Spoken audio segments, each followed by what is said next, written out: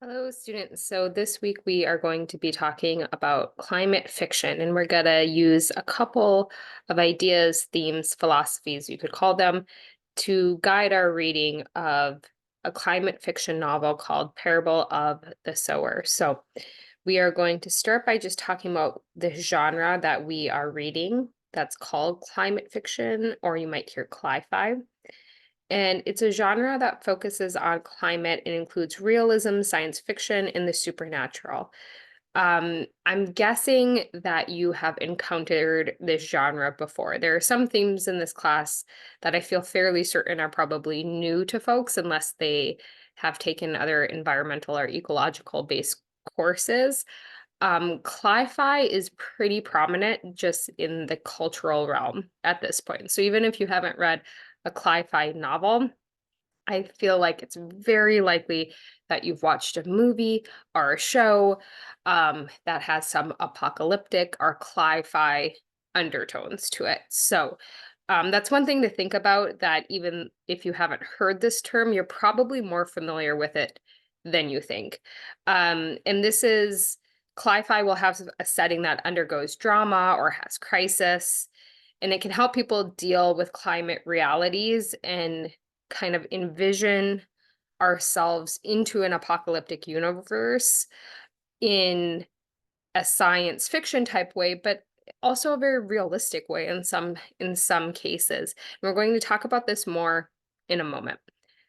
I want to go to our post-colonial eco-criticism reading, which is definitely very academic heavy. So let's focus on why are we reading this, but what can we draw out that's important?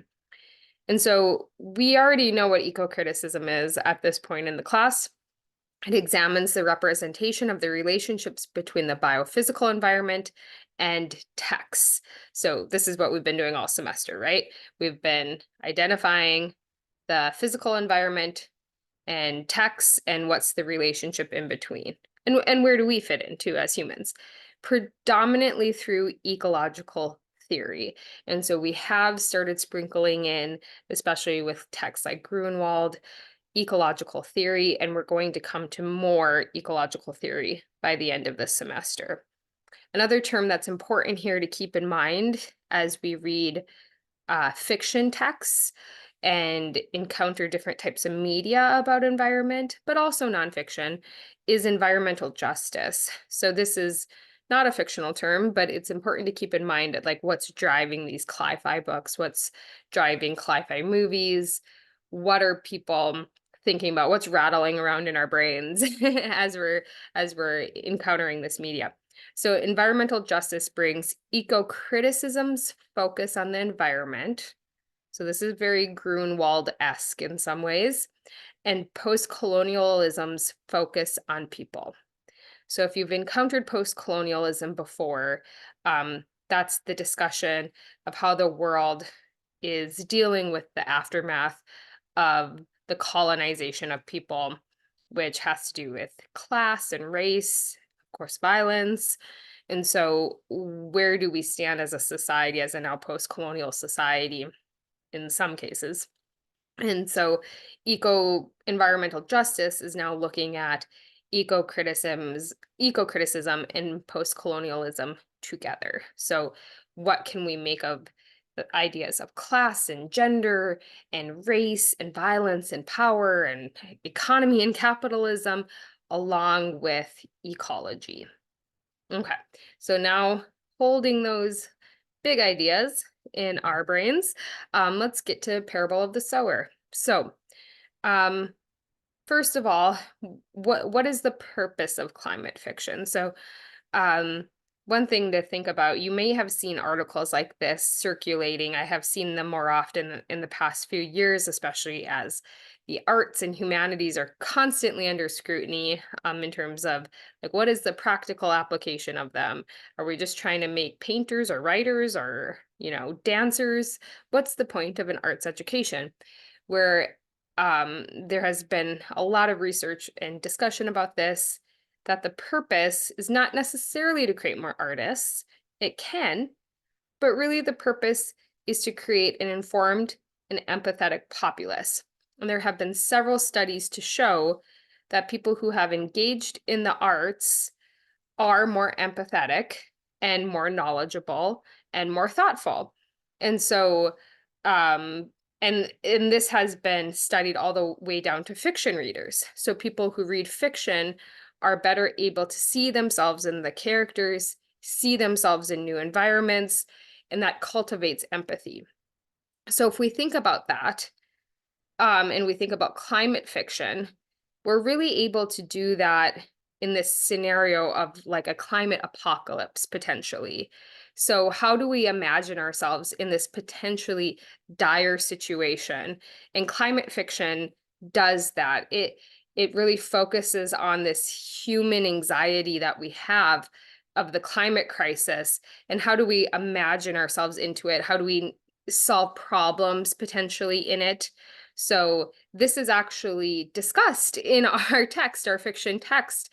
And so the main character is saying any kind of survival information from encyclopedias, biographies, anything that helps you live off the land and defend ourselves, even some fiction might be useful. So of course, this is a character in the novel talking about the type of reading she does, but it's also kind of meta commentary on the purpose of this. Like we need to understand these scenarios, even if it's fiction, even if it's apocalyptic, even if it's, science fiction to some degree, we need to be aware of what we can do as people and potentially what we're going to be able to think about and what we're able to imagine ourselves into, and what we're going to be able to, deal with even in a fictional sense. I may have gotten a little rambly there. My son just woke up from his nap. I was kind of listening. So, apologies if I kept repeating the same thing over and over. Okay, let's move on to the next part. So, let's talk about hyper empathy, juxtaposition of chaos and hyper empathy. So, we see at the beginning of the novel the chaotic scenario and situation that these characters are in. So I actually just wanted to screenshot a part that I'm going to read because it is such a long part. And so the main character is talking about all the problems, and she says, it's spreading again. It was on the East Coast. Now it's in Chicago. The reports say that it makes watching a fire better than sex. I don't know whether the reporters are condemning it or advertising it. I drew a deep breath. Tornadoes are smashing hell out of Alabama, Kentucky, Tennessee, and 2 or 3 other states. 300 people dead so far, and there's a blizzard freezing the northern Midwest. You want to come sit with me? Killing even more people. In New York and New Jersey, a measles epidemic is killing people. Measles. And the other character says, I heard about the measles, Joanne said. Strange. Even if people can't afford immunizations, measles shouldn't kill. And so we see some of these ideas of a society where there is significant issues, not just in terms of the health issues people are having, but we've also seen it so far with the violence. And we are seeing this kind of chaos. And then also the main character has hyper empathy. So she's feeling all of this very acutely. So even though there's all this death and destruction that's happening around her, she's not shut off from it. In fact, she's even more tuned into it. So this is something to think about, is that sometimes there's this assumption that we have, that we like to have as humans. If there's an area that's dealing with a lot of death and destruction, maybe people are desensitized to it. Maybe it's not as bad as we think it is. Where in a lot of ways, Butler is trying to show us, no, it's exactly as bad as we think it is. And in fact, it might even be worse. And there's an example of this. Um, if you've ever read Victorian literature from England, and they do discuss the bubonic plague here, that's earlier than Victorian times, but there's kind of a modern sensibility that, like, oh, well, back then people were so used to death and destruction, especially of young families. Um, but we know now, based on medical records and writings, that mothers and families were just as devastated as anyone would be today. Even though the mortality rate was so much worse than it is today. Okay.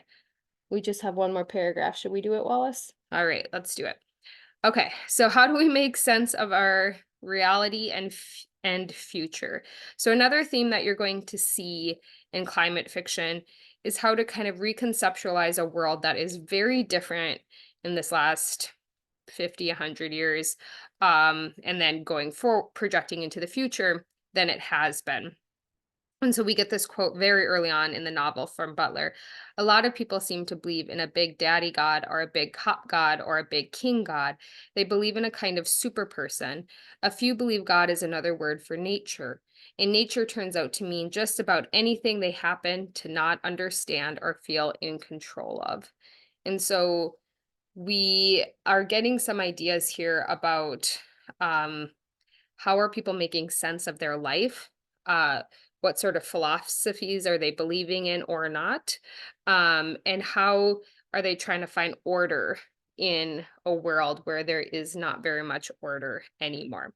So these are some themes to be thinking about as you continue to read. What is the purpose of climate fiction? Do you see that bubbling up as you read the novel?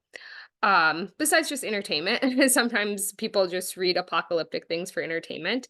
This juxtaposition of the main character's hyper empathy with the chaos that's happening. And then how are the characters making sense of their futures and the situations that are around them? You want to add anything, Wallace? What? What do you think of environmental literature, books, and outside? Anything you want to say? No? You're all good? All right, you wanna wave bye to my students at least? All right, bye. Say we'll see you next time. Next time.